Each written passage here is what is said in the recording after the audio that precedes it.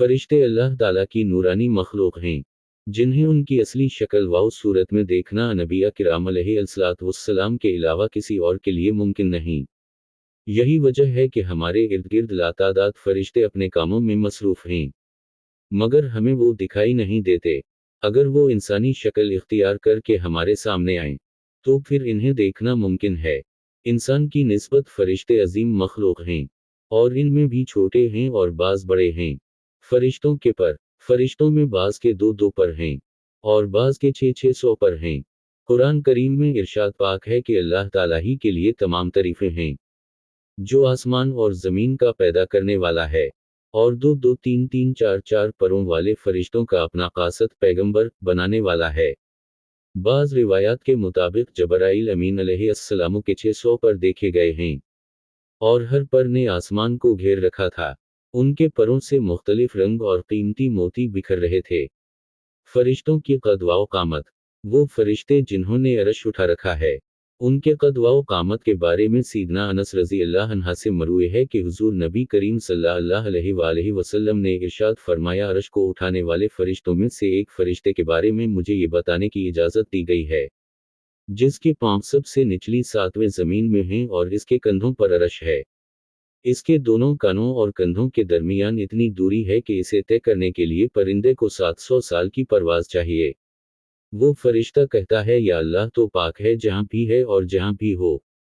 फरिश्तों की ज़रूरियात, अल्लाह ताला ने फरिश्तों में शादी ब्याह की हाजत नहीं रखी, इस तरह इन्हें खाने पीने से भी बेनियाज कर दिया है। इसकी वजाहत कुरान मजीद में मज़कूर सीदना इब्राहीम अलैहिस्सलाम के इस वाक़ये से होती है, जिसमें है कि इब्राहीम अलैहिस्सलाम के पास फरिश्ते आए, तो आप अलैहिस्सलाम उनके लिए फ़ौरा गोश्त लेकर आए, मगर इन्होंने उसे तनावल नहीं किया। अल्लाह ताला ने फरिश्तों को बीमारी, सुस्ती, काहली, दिक, तकलीफ, थकावट और इक्ताहट वगैरह से महफूज रखा है। वो दिन रात फ़कत अल्लाह की इताअत में अपने कामों में मसरूफ रहते हैं। कुरान मजीद में बयान हवा के आसमानों और ज़मीन में जो कुछ है, उसी अल्लाह का है, और जितने इसके पास फरिश्ते हैं वो इसकी इबादत से ना सरकशी करते हैं और ना थकते हैं। वो दिन रात अल्लाह की तस्बीह बयान करते हैं, और ज़रा सी भी सुस्ती नहीं करते। फरिश्ते तकरीबा आम तौर पर आसमानों में रहते हैं, जो सिर्फ अल्लाह के हुक्म से मुख्तलिफ कामों के लिए ज़मीन पर उतरते हैं और फिर वापस आसमान पर चले जाते हैं। कुरान मजीद में एक और मकाम पर खुद फरिश्तों की ये बात मज़कूर है, हम तेरे रब के हुक्म के बगैर नहीं उतरते। फरिश्तों की तादाद कितनी है उसके बारे में कोई तफसील नहीं मिलती, क्योंकि अल्लाह ताला का फरमान है, तेरे रब के लश्करों को उसके सिवा और कोई नहीं जानता। बाज़ अहादीस से मालूम होता है कि फरिश्तों की तादाद बहुत ज़्यादा है, बल्कि अंदाज़ा होता है कि इंसानों और जिनों से भी उनकी तादाद ज़्यादा है, जहाँ कोई ना कोई फरिश्ता सजदा रेज़ ना हो। सीदना अब्दुल्लाह बिन मसूद रज़ी अल्लाह अन्हा से मरवी है कि अल्लाह के रसूल सल्लल्लाहु अलैहि वसल्लम ने फरमाया, क़यामत के रोज़ जहन्नम को इस हाल में लाया जाएगा कि उसकी 70 लगामी होंगी और हर लगाम के साथ 70,000 फरिश्ते होंगे, जो इसे खींच कर ला रहे होंगे। फरिश्तों की एक अहम खासियत फरिश्तों की एक अहम खासियत ये भी है कि वो अल्लाह ताला के हुक्म से अपनी शक्ल व सूरत के अलावा कोई और सूरत भी इख्तियार कर सकते हैं। ये सूरत किसी ऐसे इंसान की भी हो सकती है, जिसे देखने वाले पहचान लें। इंसानों के अलावा किसी और जानदार की सूरत इख्तियार करने की फरिश्तों को ताकत है या नहीं, उसके बारे में कुरान व सुन्नत में कोई सराहत या जिक्र नहीं मिलता।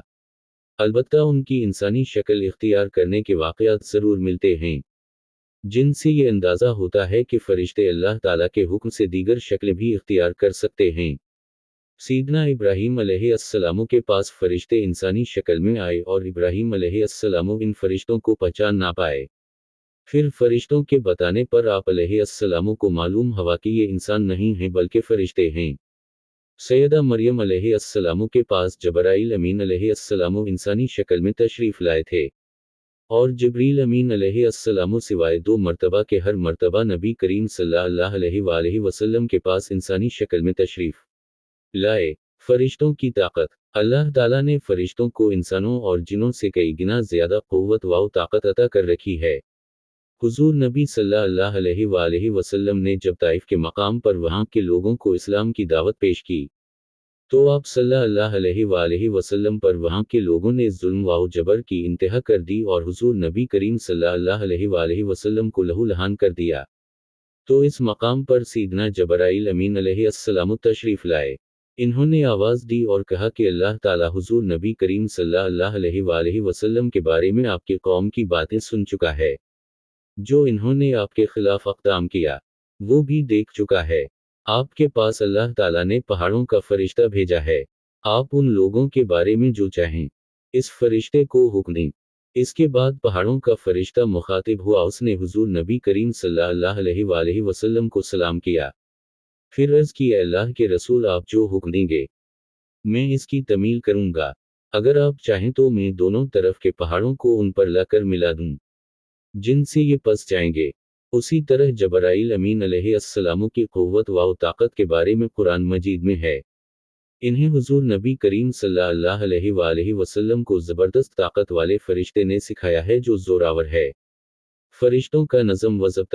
فرشتے اپنے ہر کام میں نظم و ضبط کی پابندی کرتے ہیں، جس میں کسی قسم کی کمی بیشی یا سستی اور کاہلی وغیرہ کا مظاہرہ نہیں کرتے۔ جن فرشتوں کی جب اور جہاں ڈیوٹی شروع ہوتی ہے وہ اس وقت وہاں پہنچ جاتے ہیں اور اسے احسن طریقے سے سر انجام دیتے ہیں۔ فرشتوں کی موت۔ جس طرح انسانوں کی پیدائش اور موت کے مختلف مراحل ہوتے ہیں، فرشتوں کے لیے یہ مراحل نہیں ہیں، یعنی دنیا میں نئے انسان پیدا ہوتے ہیں اور پہلے موجود انسان فوت ہوتے رہتے ہیں۔ لیکن اس کے برعکس جب اللہ تعالیٰ نے فرشتوں کو پیدا کیا ہے تب سے وہ زندہ ہیں اور قیامت قائم ہونے تک جب تک اللہ پاک چاہیں گے وہ زندہ رہیں گے، تب تک اللہ تعالیٰ کی طرف سے انہیں جو ذمہ داریاں دی گئی ہیں انہیں احسن طریقے سے وہ پورا کرتے رہیں گے۔ لیکن جب قیامت آئے گی تو یہ فرشتے بھی موت سے دوچار ہوں گے۔ پھر ایک ایسا وقت آئے گا جب کائنات میں اللہ تعالیٰ کے علاوہ کوئی چیز زندہ نہ رہے گی۔ اسی صورتحال کو قرآن مجید میں اس طرح بیان کیا گیا ہے، زمین پر جو ہیں سب فنا ہونے والے ہیں، صرف تیرے رب کی ذات جو عظمت اور عزت والی ہے وہی باقی رہ جائے گی۔ اسی طرح ایک اور مقام پر ارشاد ہوا کہ ہر نفس کو مرنا ہے۔